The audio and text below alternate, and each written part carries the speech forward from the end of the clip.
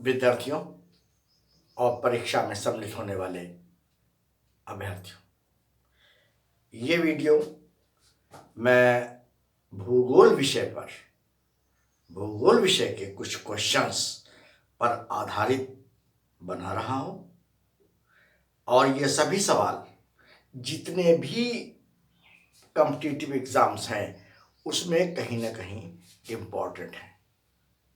हमारा पहला प्रश्न है कि पृथ्वी अपने परिभ्रमण रेवोल्यूशन सूर्य के चारों तरफ रेवोल्यूशन के दौरान 4 जुलाई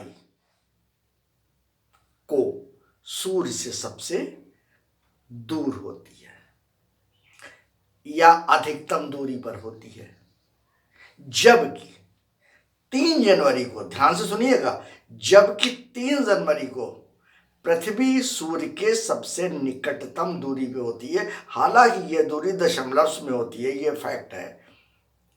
प्रश्न यह है कि इन दोनों घटनाओं को हम कहते क्या हैं?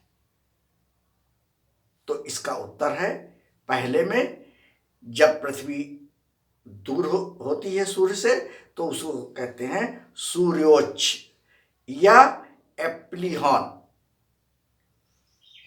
स्थिति, और जब पृथ्वी सूर्य के निकट होती है तो हम उस कंडीशन को कहते हैं उपसौर या perihelion condition. Now second question हमारा जो है वो देशांतर रेखाएं। आप लोग जानते होंगे देशांतर रेखाएं ग्लोब पर बनी होती हैं। ये नॉर्थ पोल है आपका, ये आपका साउथ पोल है। इस पर ये एंगुलर होती हैं, ये ध्यान रखिएगा। ये सब देशांतर रेखाएं हैं, ये सारी रेखाएं देशांतर हैं, है ना, लॉन्गिट्यूड्स। तो प्रश्न ये है कि देशांतर रेखाओं का एक दूसरा अल्टरनेटिव नाम क्या है? तो इन रेखाओं का अल्टरनेटिव नाम मध्याह्न रेखाएं हैं। अगला प्रश्न है, 1 डिग्री, चूंकि मैंने अभी कहा था एंगुलर होती हैं, तो 1 डिग्री अक्षांश यानी 1 एंगल अक्षांश देशांतर के मध्य दूरी कितनी होती है? 1 डिग्री अक्षांश देशांतर के मध्य की दूरी कितनी होती है? तो इसका उत्तर है 111.32 किलोमीटर, यानी कि 2 देशांतर हैं। अब 1 एंगल डिग्री पर आ रहे हैं, तो इन 2 डिग्रियों पर एक 12 पर है, 12.2 पे, एक 12.3 पे है। तो इन दोनों में डिग्री में डिफरेंस क्या होगा डिस्टेंस में? तो 111.32 किलोमीटर का। नेक्स्ट क्वेश्चन है अक्षांश। अक्षांश को लैटिट्यूड कहते हैं। ये इस तरीके से होती है, जान लें आप। ये लैटिट्यूड्स है, ये अक्षांश है।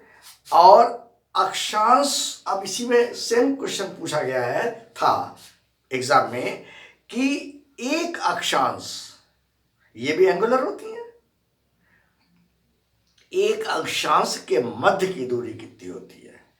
तो ये मध्य की दूरी 111 किलोमीटर होती है, जबकि देशांतर में मैंने अभी आपको क्या बताया था, 111.32 किलोमीटर, और अक्षांश में है 111 किलोमीटर। ठीक है, नेक्स्ट क्वेश्चन नाउ। एक देशांतर नहीं, एक अंश, ठीक है, 1 डिग्री देशांतर को सूर्य के ठीक सामने से गुजरने में, 1 डिग्री देशांतर को या 1 अंश देशांतर को सूर्य के ठीक सामने से गुजरने पर या गुजरने में कितना समय लगता है? तो 1 डिग्री देशांतर को सन के सामने से गुजरने में 4 मिनट लगते हैं। 4 मिनट, 4 मिनट्स। अगला क्वेश्चन है कि कितने डिग्री के या कोण के देशांतर को अंतरराष्ट्रीय तिथि रेखा मान लिया गया है, इंटरनेशनल डेट लाइन मान लिया गया है।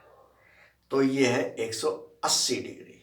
180 डिग्री की देशांतर को, 180 डिग्री कोणीय देशांतर को हमने इंटरनेशनल डेट लाइन माना है।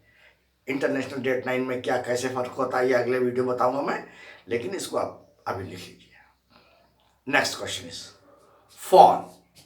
फॉन जो है वो एक स्थानीय हवा का नाम है, स्थानीय स्तर पर चलती है किसी जगह पर।